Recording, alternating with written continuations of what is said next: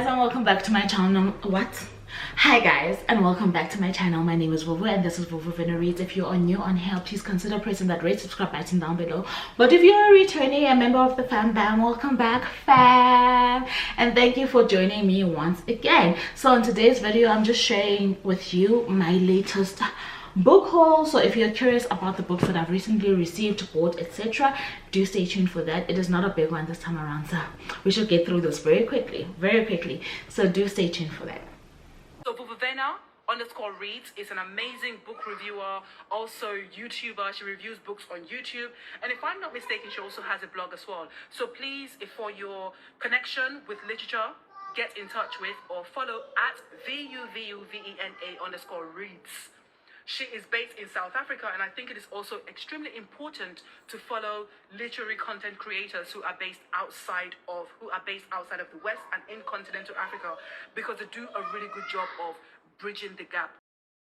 We appreciate you, Vuvu, for bringing us Turning Pages and for bringing us your BookTube channel. You know, this is a chance for people to actually see some people that I really enjoy. Please consider pressing the red subscribe button down below, and if you're a returnee, welcome back fam. Vuvu, you're amazing. Thank you so much for your time. Okay, so majority of the books that I'm showing you today are books that I received from publishers. I'm just trying to, you know, sort of kind of put things together. You know, it sometimes is very important to section life, but I'll start with the books that I bought for myself, which are not plenty at all. It's just 2 books that I got for myself, and the one that you guys already know about. If you follow me on TikTok, you are aware. If you looked at the review that I did of this book, Dressed Like This, you are very much aware. So I did give myself a copy of Dudu Busani's Duve's latest entry of the Xoxo series, which is The End by her. And I don't know if it's the end, but I have finished this one and I have reviewed it, so I'll put up my review on here so that I don't spend time saying too much about this one. So that's the first book. The second one that I got is our current read for the Azania book club, and this is The Merciless Ones by Namina Funa. It is the sequel to The Gilded Ones that came out, I want to say, last year. I have not yet cracked this one open, but if you are somebody who loves fantasy, and especially fantasy that has black female warriors in it, then this is something that might be up your alley. The back literary reads: will they see us as warriors or monsters? Goddesses will rise, empires will fall, and one girl holds the power to change it all. So that's what that's about. So those are the 2 books that I got for myself.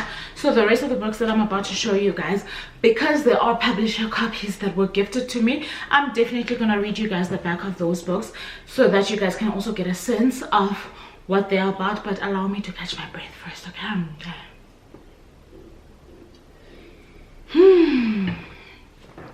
Okay, so the first book on my pile is The Things My Mother Left Me. This is what the cover looks like, which is absolutely stunning. I hope you guys can see it.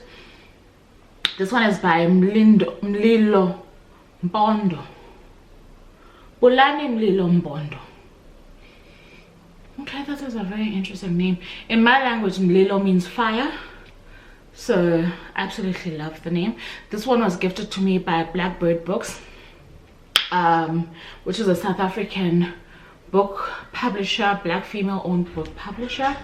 And I just want to read you the synopsis, like I'm saying, as well as a bit about the author, so that you are not surprised. But I just opened the book and I just came across this image and I'm like, child, this is already giving what I needed to give. Okay, I don't know if, hopefully, I just hope like YouTube doesn't have a problem with the fact that I showed you a picture of somebody's bum, but that's what it is. Okay, the synopsis reads: I hear them climb onto my roof. The men, they have given up all negotiations with the door, but the roof is no good either. It's too hot up there. The corrugated iron that covers my home is quick to gather and boast of the heat. That iron roof makes life uncomfortable. It breaks and heaves with the heat, playing musical chairs, making us unwelcome visitors in our own home. That roof is cruel, and now it is burning the souls of the men who are trying to save our lives. Things My Mother Left Me is a debut collection of stories, okay, that trace the lives of women in varied contexts, women who refuse to be erased by circumstances that render them invisible, women who insist that they not only want to stay alive, but to do so on their own terms. Mpondo challenges the reader to think deeply about the consequences of growing up in the other South Africa, where one is constantly met with the harsh realities caused by inequality, poverty, broken homes, and the inevitable empty promises made every fourth quarter. With its lyrical prose, Things My Mother Left Me will break, then gather the pieces of the reader's heart.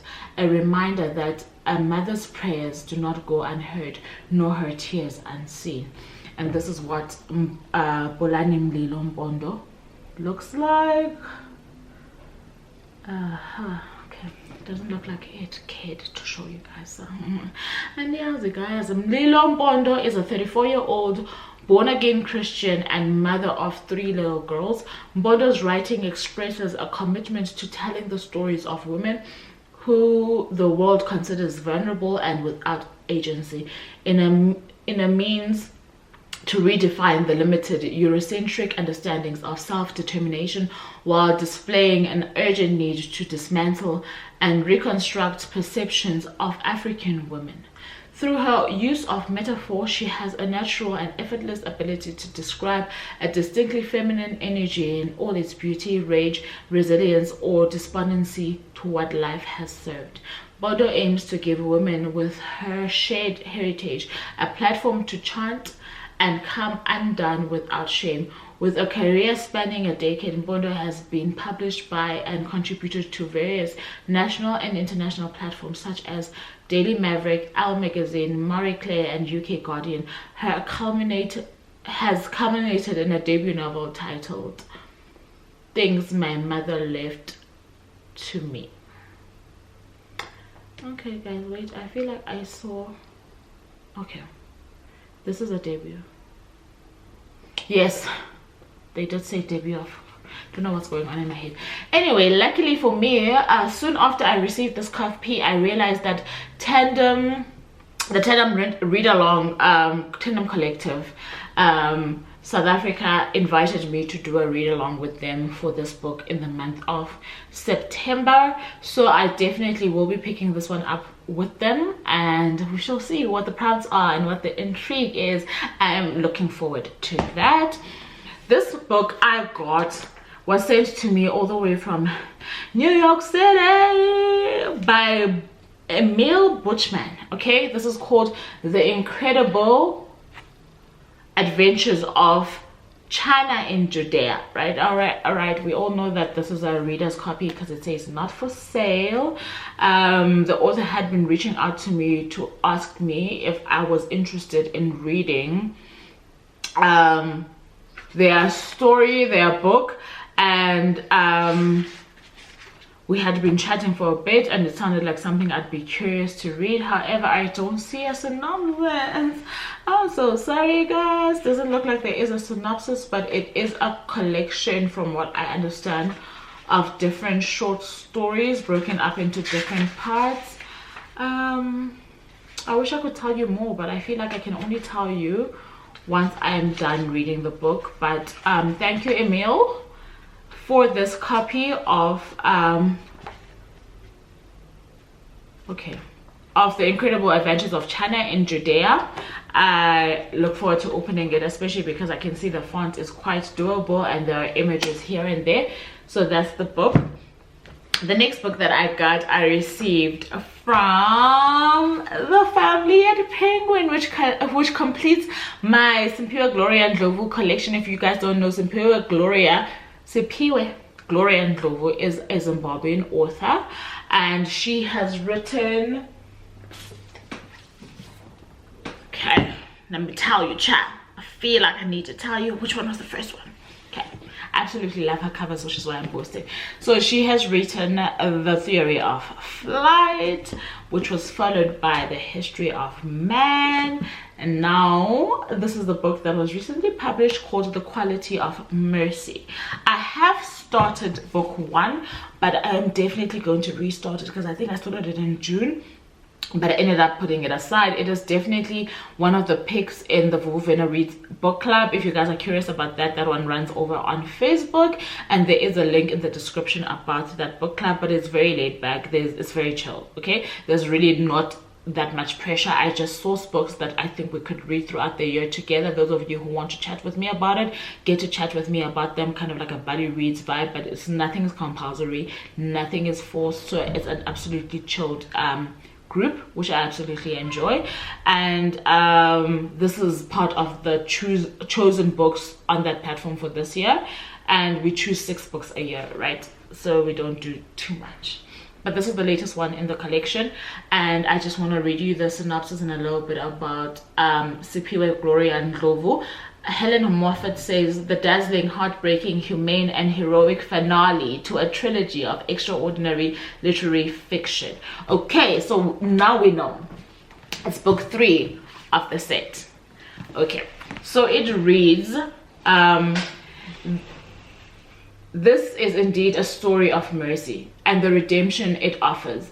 On the eve of his retirement, Spokes Molloy, a police officer of spotless integrity, investigates one final crime, the possible murder of Emile Coetzee, head of the sinister organization of domestic affairs, who disappears on the same day a ceasefire is declared and the country's independence beckons.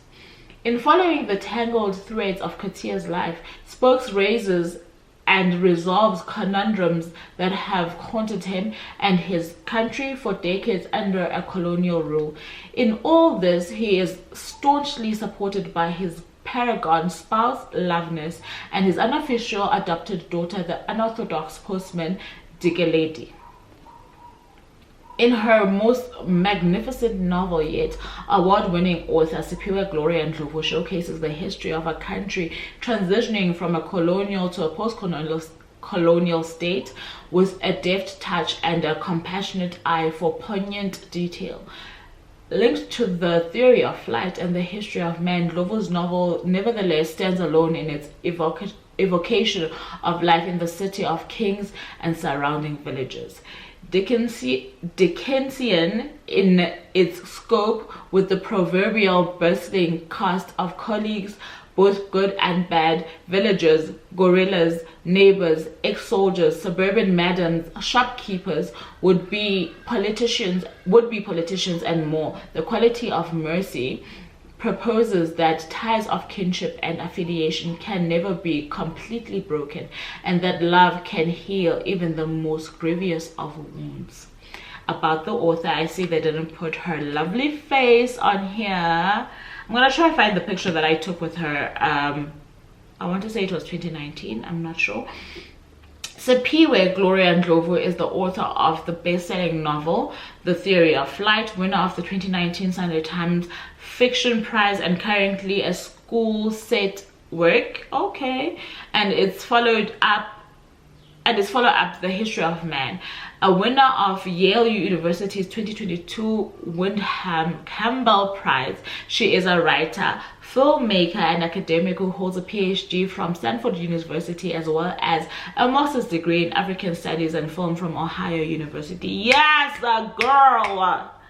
She has published research on Saartjie Baartman, and she wrote, directed, and edited the award-winning short film Graffiti. She was born in Bulawayo, Zimbabwe. Guys, I cannot tell you guys enough how much I love reading accolades of Black female authors. Like, they literally give me goosebumps. I absolutely loved reading that. But that is The Quality of Mercy by Siphiwe Gloria Ndlovu. The next 2 books that I got from NB Publishers. The first one was from their imprint Tafelberg, and this is Crossing the River by Fred Khumalo. Fred Khumalo needs absolutely no introduction. I will just read you guys the back. This is a YA fiction. She is running. Disappointment, anxiety, and anger are stoking a fiery furnace of determination to pull things right. She is running. 15-year-old Nozizwe and her family are on the run from their farm in Zimbabwe, led by a courageous aunt, and the family crosses the border into South Africa illegally. In crossing the Limpopo, Nozizwe's older sister is attacked by a crocodile, and so begins a long and dangerous journey. Crossing the river is a compelling story of migration, xenophobia, and human trafficking. It is about the triumph of the human spirit and the kindness of perfect strangers. This one has been shortlisted for the Sanlam Prize for Youth Literature 2021. Okay, so like I said, Fred absolutely needs no introduction. I don't know, he's probably got a million books out. I don't know how many have been written for young adults in the time that he has been writing, but this is a YA fiction. And the next one, can I just tell you guys just how crazy I am about this cover? I know nothing about this book, but cha, you cannot tell me you are not in love with this. Look at that, absolutely stunning. I wish I knew who the cover, I'm sure I can look in here to find out who the artist is. This thing is gorgeous. Amen. Okay, so this one is called In the Midst of It All by Thabile Shange. Never heard of the author. This one is published by Kwela Books, which is an imprint of NB Publishers, and I am going to go with my gut and say this is Thabile Shange over here. Very stunning, beautiful black girl, very stunning. It says, in the midst of disapproval, distrust, and volatile times, can love survive? Her heart was racing and she was not sure if the cause was nerves, fear, excitement, or all three combined. At the top of the staircase, his stride was suave and exuded confidence. Exuded confidence. The kind of walk that showed that he owned the place. Like a creature trapped in a trance, she allowed her legs to follow his footsteps. Nandi Nxumalo finds herself in a complex situation. As her relationship with her Nigerian lover Femi Adewoye progresses, she needs to tell her very strict and prejudiced father about him. When Bab Nxumalo learns who she is dating, his stubborn resistance is not the only thing threatening Nandi and Femi's happiness. An old flame from Femi's past enters the picture, leaving Nandi doubting his faithfulness and her place in his life. Then xenophobia attacks break out all over South Africa, and Nandi and Femi do not escape unaffected. Nandi feels she has to do something even if she faces immense opposition from various quarters. She can no longer be silent.